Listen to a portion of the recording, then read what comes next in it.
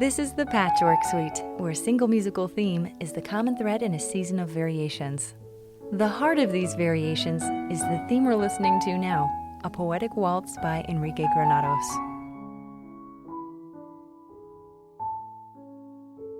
I'm your Patchwork Suite host, Mary Claire Murphy, and throughout the series, I speak with composers who have graciously written a short work expressly for this podcast. I've asked each composer to draw on both the Granados theme and on a textile they find meaningful. With each new voice we hear, and with each musical sampling, we're building a colorful and diverse patchwork of artistic expression. To the patchwork, we add a floral quilt, fit for a California king, or maybe you could say, in the case of composer Stephen Deeter, it's a quilt fit for a Wisconsin king.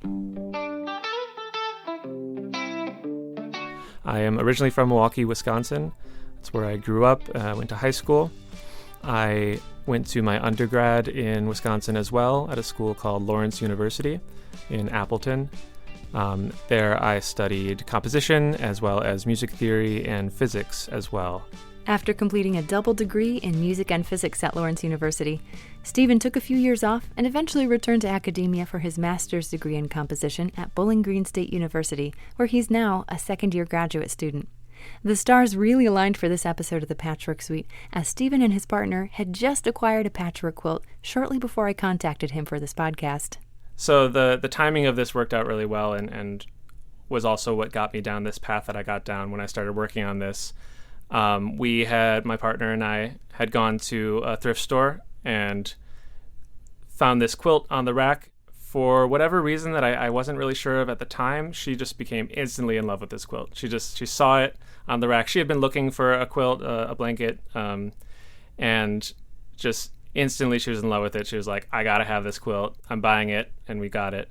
And like I said, I didn't quite understand at first. On the surface, very simple quilt. It's this very floral, green and pink and red and white quilt. Very, very big. That was one of the things that I think she liked about it, and I liked about it too, is this huge, like California king-size quilt. But I was really just kind of enamored by how excited she got by this quilt.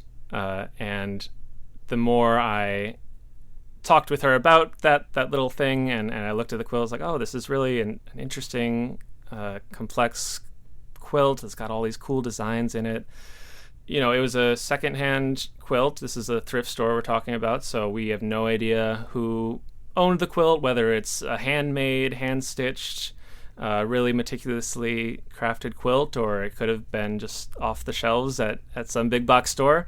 But either way, that didn't change the fact that she really, really liked it. And I thought that was just a really, really nice idea, and something that could be expanded to a broader topic about people and about me and about the relationship. The relationship proved to be central in Stephen's creative process, with the quilt transforming into a symbol of vulnerability. I wrote this piece with her in mind, and I was always thinking about us as we were doing it, but I was almost doing it kind of in secret. Like, I didn't tell her about this project until it was done, because I was feeling like it was a vulnerable project, and I wanted it to be perfect, and I wanted it to say exactly what I wanted it to say without any ambiguity. Given the directness Stephen was looking for, he thought it best to write a text for his musical variation. So the first step in the composition process, before writing any music at all, was to put his feelings into words. These are his thoughts, laid out in a poem called Second Hand. Pink and powder and green, longest that you'd ever seen. No tag, no name to be found. I'm taking you home, mine for only a moment, but I will take care of you for now. Your threads are secondhand, but you're shiny and new. You'll keep me safe and warm, and I will keep your sacred form. Let your batting peek through, nothing you or I could do. I know the strength of your seams, and I will show you what comfort means. Each moment is secondhand, and each second is worth two. Make me like a quilt with patterns of you.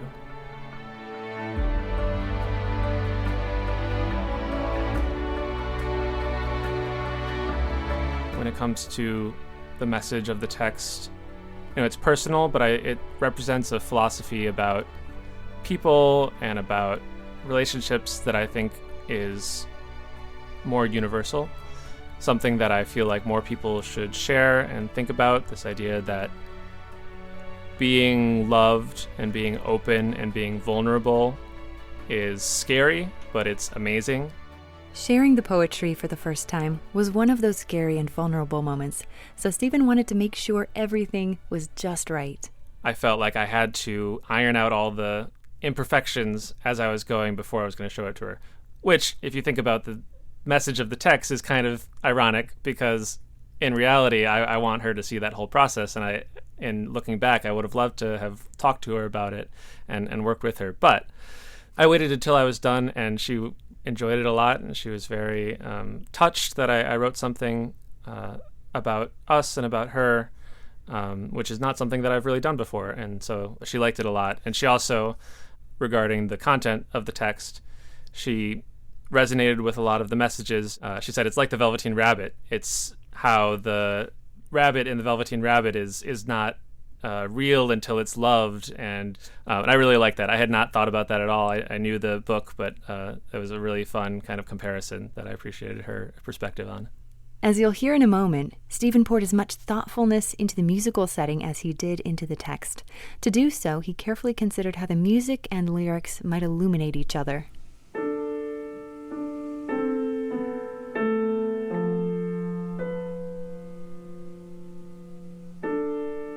Certainly for this piece, I am looking to make the text sound as beautiful and as natural as possible. Ink and powder and green, longest you'd ever seen. I think a lot about speaking patterns and how we would naturally say things. So whenever I'm setting the text, I always say it out loud and find how the melody would fit. But in this case, especially since I was writing the text and I was writing the music, I really kind of treated them both equally. And I had a basic framework of the text. I had most of the lines laid out. But as I was writing the music, I would go and make little changes, making slight variations to the word choice or to the order of words in a way that I felt led to the most elegant musical line, or sort of led to what I was looking for the music to do. What he wanted the music to do was to show how elegance and simplicity can be probed for deeper layers of complexity, just as the Granados Waltz can be.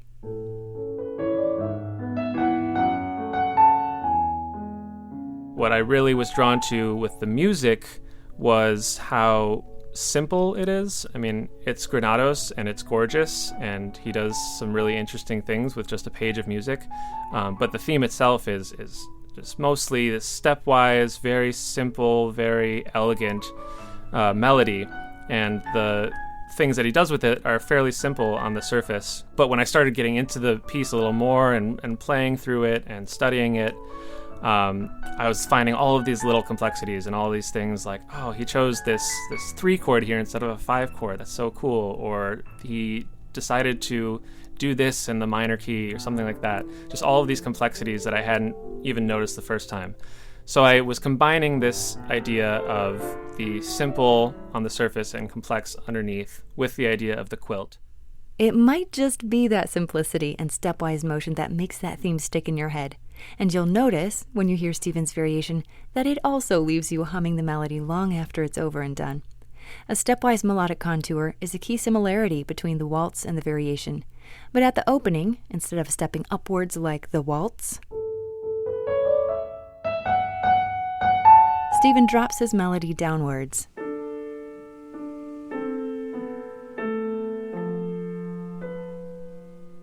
Not everything is topsy-turvy, though, in secondhand. There are still a few moments when a rising scalar segment peeks through with phrasing that is very reminiscent of the waltz theme. Your threads are second-hand, but you're shiny and new.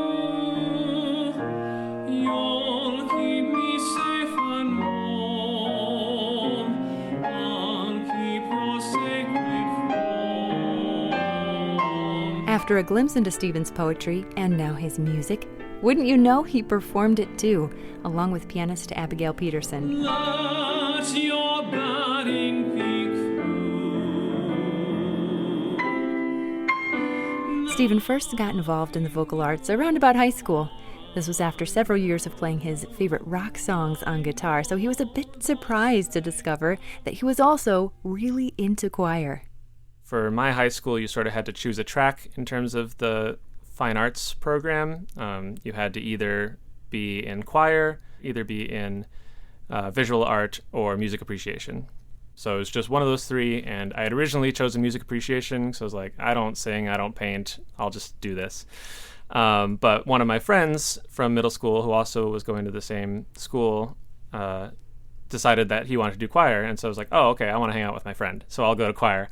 And then, like, day one choir, the choir director of my high school, Erica Breitbarth, was this incredibly passionate, incredibly interesting and cool music teacher, and like just blew me away with how much she was into it. And we started singing, and I was immediately like, oh, this is really fun. And I wasn't great at it at first, but I learned and got more into it. And so in those 4 years of high school, interacting with her, the choir director, and singing more, just made me really, really excited to sing and to make music. So I started taking some voice lessons in my senior year of high school, and then once I got to my undergrad, we had to take performance lessons even as composers, so I kept doing some voice lessons, just singing more and more, and I especially liked singing in choir. Choir singing is one of my favorites.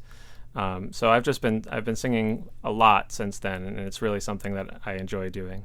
Singing, writing, composing, you can tell by now that creativity is a way of life for Stephen.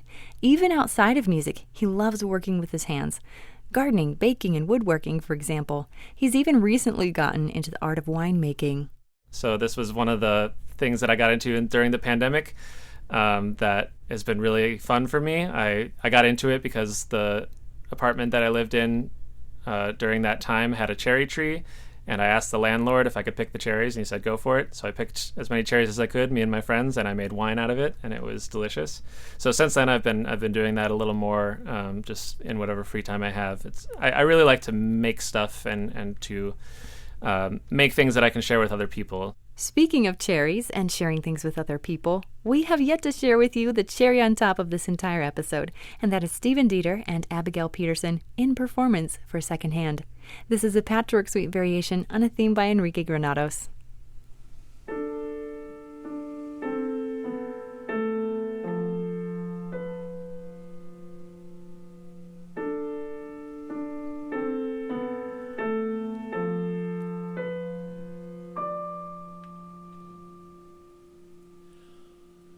Pink and powder and green, longest you'd ever seen.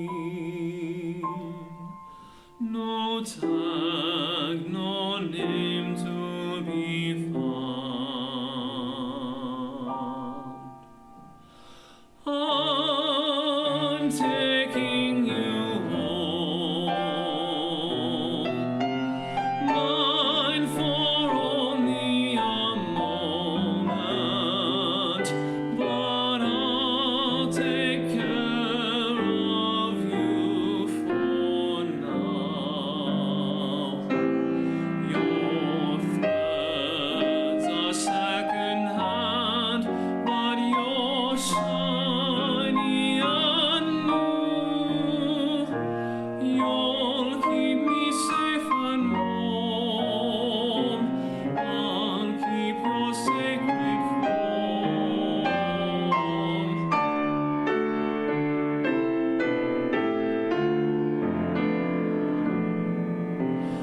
Let your batting peek through. Nothing you or I could do. I know the strength of your seams. I'll show you what comfort means.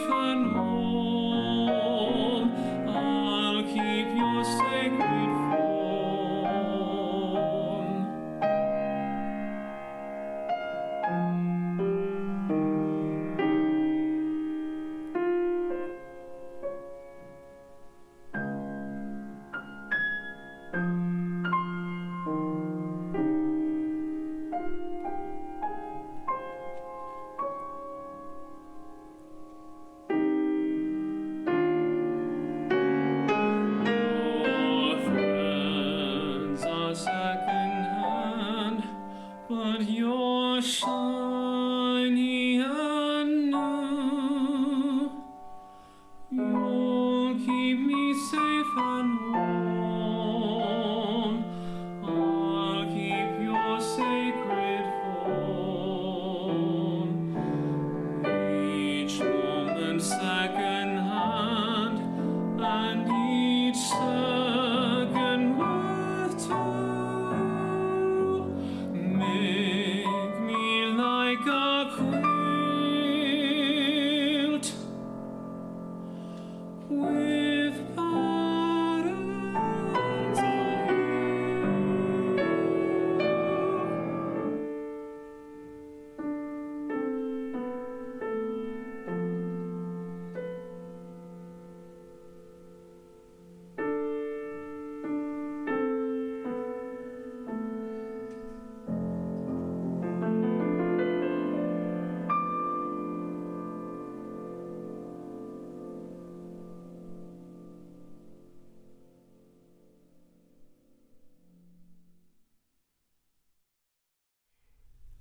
Stephen Deeter summarized the message he hoped to convey through Secondhand with a written program note saying, "We shape the people we love just by loving them, and the act of sharing oneself with another is an act of creation, building something out of nothing and magnifying specialness in one another."